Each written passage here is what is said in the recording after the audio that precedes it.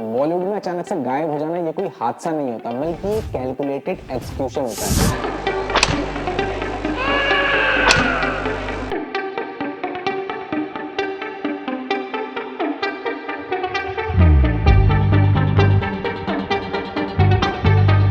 Imagine करिए आप देश के बहुत बड़े स्टार हो, हर डायरेक्टर आपके घर के बाहर लाइन लगा के खड़ा हो, एक फोन कॉल, सिर्फ एक गलत दुश्मन। विवेक ओबरॉय को आप सर हर चीज की एक्सपायरी डेट अगले 24 घंटे में आपका करियर खत्म। बड़े से बड़े डायरेक्टर आपका फोन उठाना बंद कर देते हैं, बड़े से बड़े बैनर आपको पहचानने से इनकार कर देते हैं और रातों रात आपको अनस्टेबल या डिफिकल्ट डिक्लेयर कर दिया जाता है। इसे कहते हैं द डेड एयर प्रोटोकॉल। आज हम खोलेंगे बॉलीवुड की वो ब्लैकलिस्ट जिसे इंडस्ट्री के बड़े से बड़े लोग डिनाई करते हैं, लेकिन जिसके निशान आपको इन 5 सुपरस्टार की तबाही में साफ नजर आएंगे।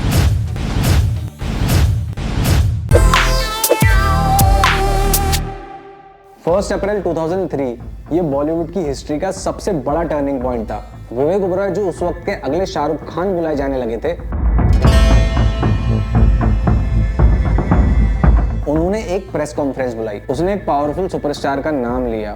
29 तारीख की रात को 29th night around 12:30 Salman Khan called me on my phone. उन्होंने मुझे मेरे मोबाइल पे फ़ोन किया directly.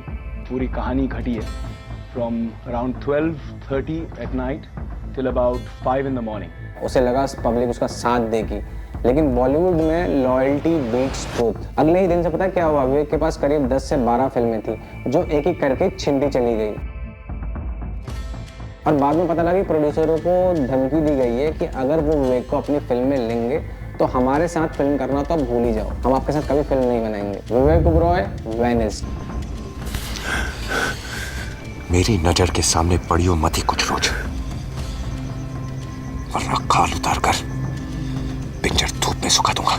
Not because he lost his talent, but because he was socially quarantined। जब तक उनको समझ में आया गेम खेला कैसे जाता है, उनका प्राइम टाइम चला जा चुका था। अरे वही तो बेवकूफ किया ना मैं, उसको अच्छा आदमी समझ के। अरे वो किसी का नहीं है, बस अपने फायदे का सोचता है। बस मैंने वही किया जो मेरे को सही लगा। अगर आपको लगता है कि ब्लैकलिस्ट सिर्फ आउटसाइडर्स के लिए है, तो गोविंदा की कहानी सुनो। ऐसा एक्टर जिसने 90s में खान्स को टक्कर दी थी, वो भी अच्छे से, लेकिन फिर अचानक से इंडस्ट्री ने उन्हें अनप्रोफेशनल का टैग दे दिया। ये बोला जाने लगा कि वो सेट पर लेट आते हैं, लेट लतीफ हैं। He was known to बाकी के सेट्स के ऊपर लेट आना, आपके सेट पे भी लेट आते थे क्या? But here is a conspiracy. Bollywood में लेट आना ना एक स्टाइल माना जाता है, जब तक आप सिस्टम के फेवरेट हो। गोविंदा ने एक इंटरव्यू में खुलकर कहा कि उनके खिलाफ कॉन्स्पिरेसी की गई, उनकी फिल्मों को थिएटर्स नहीं मिले, बड़े बड़े प्रोडक्शन हाउस ने उन्हें पूरी तरीके से ब्लॉक कर दिया। किसी ने भी मेरा साथ दे दिया होता तो आज ऐसा ही कैसे हो गया कि गोविंदा की ही फिल्म रिलीज नहीं हो रही है, फाइनेंसर ही नहीं मिल रहा है, मुझे किसी का साथ नहीं रहा। जब आप बहुत बड़े हो जाते हो और किसी कैंप का हिस्सा नहीं बनते, तो इंडस्ट्री आपका ऑक्सीजन कट कर देती है, और यहाँ पर ऑक्सीजन का मतलब है डिस्ट्रीब्यूशन। कोई धोखा नहीं दिया हमने आपको, हम जानते थे कि आपकी नजरों में पैसा प्यार और भगवान दोनों से पड़ा। आज का ब्लैकलिस्ट कोई पुराने जैसा नहीं, बल्कि ये लीगल हो चुका है। इसे कहते हैं टैलेंट जेल। बड़े स्टूडियो नए एक्टर्स के साथ 3 फिल्मों की एक एक्सक्लूसिव डील साइन करते हैं, लेकिन ट्विस्ट ये है, अगर आपकी पहली मूवी के बाद वो आपको ब्लैकलिस्ट करना चाहे तो फिर वो आपकी 2 फिल्में बनाते ही नहीं है, क्योंकि ये एक्सक्लूसिव डील है। तो आप किसी और के साथ काम भी नहीं कर सकते। उससे होता क्या है कि आप 5 सालों तक घर पे ही बैठे रहते हो, जब तक ऑडियंस आपका चेहरा भूल ना जाए। ये था कौन? प्रियंका चोपड़ा ने इसी कॉर्नरिंग की वजह से इंडिया छोड़ दिया था। उन्होंने साफ कहा था, I was being pushed into a corner. I had beef with people. I was being pushed into a corner in the industry. People not casting me for reasons. I had beef with people. So I kind of was tired of the politics. I was just like, I need a break.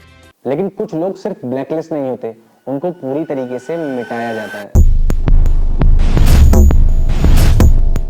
विशाल ठक्कर, मुन्ना भाई का वो छोटा सा role आपको याद है? वो रात अपन 2 बजे तक पिया जो बच्चा था अपनी गर्लफ्रेंड के चक्कर में सुसाइड कर रहा होता है। 2016 में एक रात विशाल अपनी मम्मी से पैसे लेकर फिल्म देखने निकला। उन्होंने फेसबुक पर लिखा एंजॉयिंग मूवी, और उसके बाद फिर क्या हुआ? साइलेंस। 8 साल हो गए, पुलिस को ना कोई बॉडी मिली, ना कोई ट्रेस मिला।